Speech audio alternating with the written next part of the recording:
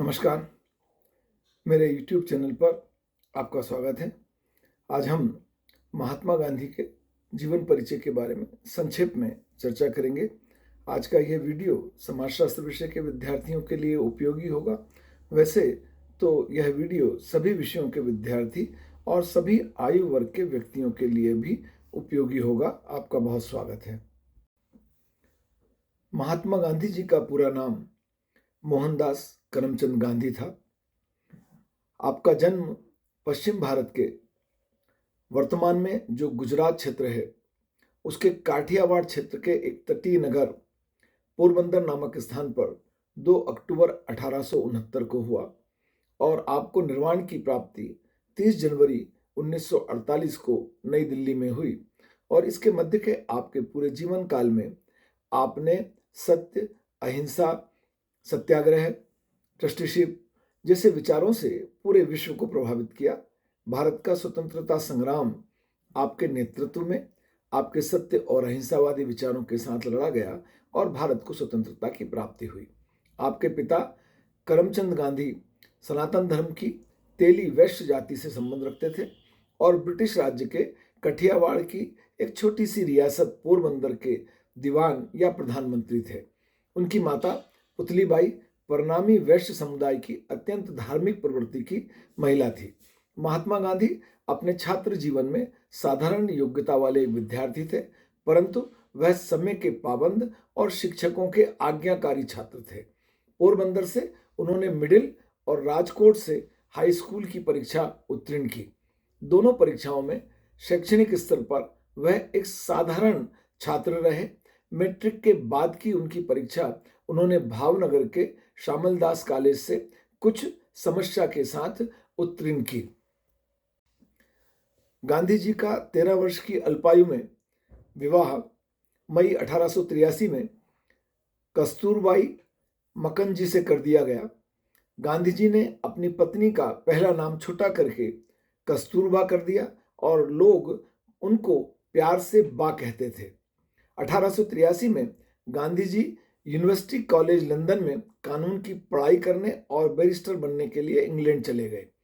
1891 में कानून की शिक्षा पूरी कर वे भारत वापस लौटे और भारत लौटकर वह अपना काम कर ही रहे थे कि 1893 में उन्हें एक केस की पैरवी के लिए दक्षिण अफ्रीका जाना पड़ा, जहां भारतीयों को कुली कहा जाता था।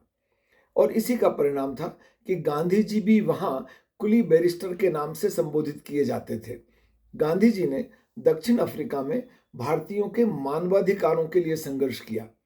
सबसे पहले गांधी जी ने प्रवासी वकील के रूप में दक्षिण अफ्रीका में भारतीय समुदाय के लोगों के नागरिक अधिकारों के लिए संघर्ष और सत्याग्रह आरंभ किया और इसमें उन्हें सफलता भी मिली। उनके संघर्ष के जो तरीके थे वो थे अहिंसा, उपवास और सत्याग्रह।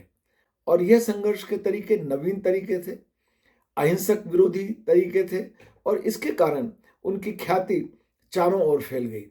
वे 1914 में भारत वापस आए और भारतीय राजनीति में प्रवेश किया, परंतु भारत वापस आने के पूर्व ही उनकी ख्याति दक्षिण अफ्रीका में किए गए कार्यों के कारण भारत पहले ही पहुंच गई थी।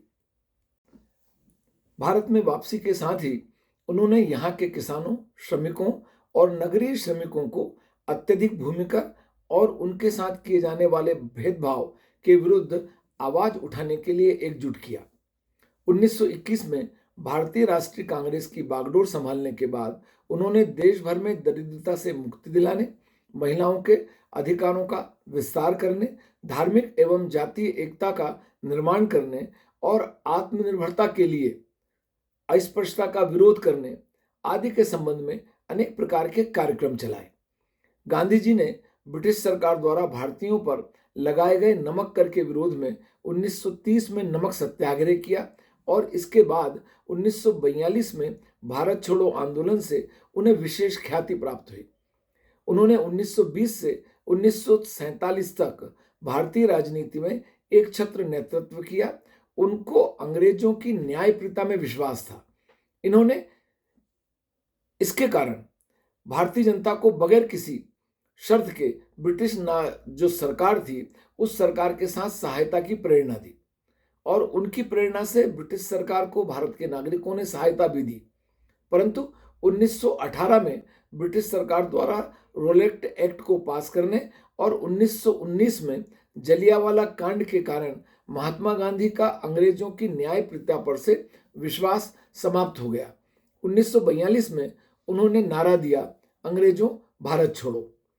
इस प्रकार के आंदोलन का उन्होंने नेतृत्व किया और इसका सबका परिणाम यह हुआ कि 1947 में भारत दो हिस्से हिंदुस्तान और पाकिस्तान में बंटकर स्वतंत्र हुआ। गांधी जी भारत के बंटवारे के विरोधी थे, किंतु ब्रिटिश नीति, मुस्लिम लीग की हठधर्मिता और देश में हो रहे सांप्रदायिक दंगों के कारण उन्होंने भारत विभाजन को स्वीकार कर लिया। महात्मा गांधी के संबंध में महान वैज्ञानिक आइंस्टीन ने लिखा है, आगे आने वाली पीढ़ियां शायद ही ये विश्वास कर सकेंगी कि उन जैसा हाड़ मांस का पुतला कभी इस भूमि पर पैदा हुआ था।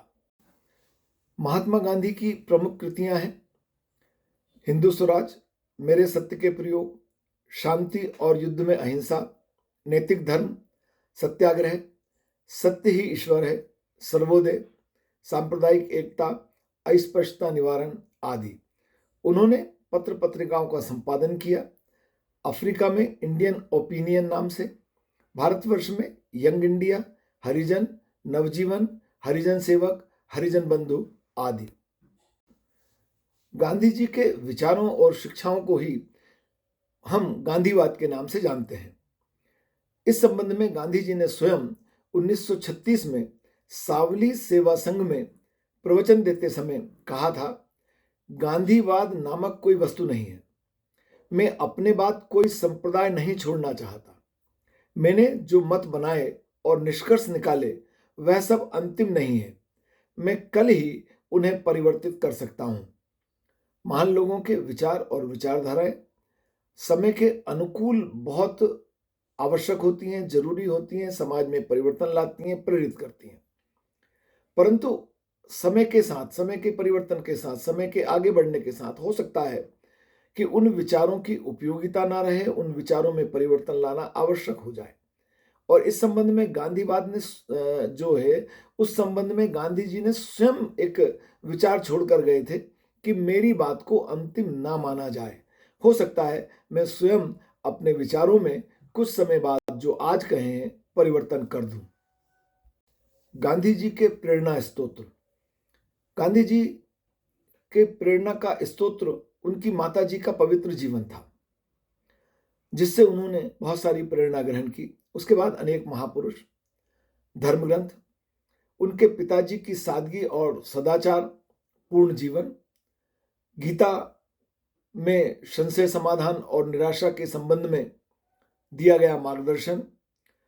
वह कहते थे कि मैंने कुरान से प्रेम, सत्य, अहिंसा और भाईचारे की भावना, बाइबिल से जीवन मूल्यों का ज्ञान, सत्याग्रह, अहिंसा और विश्व बंधुत्व, जैन धर्म से अहिंसा, बौद्ध धर्म से अहिंसा एवं गौतम बुद्ध के इस विचार की मनुष्य को क्रोध को प्रेम से और बुराई को अच्छाई से, लोभी को उदारता से और झूठ को सत्य से जीतना चाहिए था, वे प्रभावित हुए। वह स्वयं कहते थे कि मुझ पर इन सब का बड़ा प्रभाव है। टॉलस्टॉय की रचना the kingdom of God is within you का उनके जीवन पर विशेष प्रभाव था। उनके अहिंसा संबंधी विचार दृढ़ करने में इस पुस्तक ने बहुत महत्वपूर्ण भूमिका अदा की। वे इस विचार से प्रभावित कि किसी अन्य पर अपने विचारों को थोपना मानसिक हिंसा है, बहुत प्रभावित हुए। जॉन रस्किन की पुस्तक अनटू दिस लास्ट से वे प्रभावित थे। इस पुस्तक का उन्होंने गुजराती भाषा में सर्वोदय नाम से अनुवाद भी किया था। बुद्धि की अपेक्षा चरित्र पर बल, आत्मबल को सबसे ऊंचा स्थान, राजनीतिक आर्थिक जीवन में धर्म और नैतिकता पर बल, उसकी प्रधानता, धर्म और नैतिकता के साथ राजनीति और आर्थिक जीवन को जीना, ये सब गांधी जी के मुख्य विचार थे। महात्मा गांधी ने पूंजीपतियों को ट्रस्टी मानने का सुझाव रास्किन की विचारधारा से ग्रहण किया था। गांधी जी सत्याग्रह, सविनय अवज्ञा आंदोलन के माध्यम से अत्याचार के प्रतिकार करने के अग्रणी नेता थे। उनकी इस अवधारणा की नींव संपूर्ण अहिंसा के सिद्धांत पर रखी गई थी। महात्मा गांधी को महात्मा के नाम से सबसे पहले 1915 में राजवैद्य जीवन राम कालिदास ने संबोधित किया। एक अन्य विचार के अनुसार स्वामी श्रद्धानंद ने उन्हें 1915 में महात्मा की उपाधि दी। इसी संबंध में तीसरा मत यह है कि रविंद्रनाथ ठाकुर ने 12 अप्रैल 1919 को अपने एक लेख में उन्हें महात्मा कहकर संबोधित किया गया था। महात्मा गांधी को बापू के नाम से भी स्मरण किया जाता है। एक मत के अनुसार गांधी जी को बापू के नाम से संबोधित करने वाले प्रथम व्यक्ति उनके साबरमती आश्रम के शिष्य थे। सुभाष चंद्र बोस ने 6 जुलाई 1944 को रंगून रेडियो से गांधी जी के नाम से जारी प्रसारण में उन्हें राष्ट्रपिता कहकर संबोधित करते हुए आजाद हिंद फौज के सैनिकों के लिए उनकी शुभकामनाएं और आशीर्वाद मांगा था। गांधी जी ने सभी परिस्थितियों में सत्य, अहिंसा का पालन किया और सबको इस बात के लिए प्रेरित किया कि चाहे परिस्थितियां कुछ भी हों, हमें सत्य और अहिंसा का सहारा कभी नहीं छोड़ना चाहिए। गांधी जी के विचार आज भी जीवित हैं, आज भी लोगों को प्रेरित करते हैं और उसके आधार पर गांधीवाद जो संबंधी विचारधारा है वो आज भी पूरे विश्व में प्रमुखता प्राप्त करती है। हालांकि गांधी जी ने कहा था कि मेरी विचारधारा को मैं स्वयं भी आज कही गई बात को कल बदल सकता हूं, पर गांधीवादी विचारधारा लोगों के जीवन को आज भी प्रभावित, प्रेरित, निर्देशित, मार्गदर्शित करती है। मेरा ये वीडियो आज आपके लिए उपयोगी होगा ऐसा मेरा विश्वास है। यदि आपने अभी तक मेरे YouTube चैनल को सब्सक्राइब नहीं किया है, मैं आपसे चैनल को सब्सक्राइब करने का अनुरोध करता हूं। आप जानते हैं कि मेरे इस YouTube चैनल पर समाजशास्त्र विषय के अतिरिक्त पारिवारिक, सामाजिक, राष्ट्रीय महत्व के, शैक्षणिक महत्व के और प्रेरणात्मक प्रसंग के वीडियो देखने में आते हैं। आपका बहुत धन्यवाद।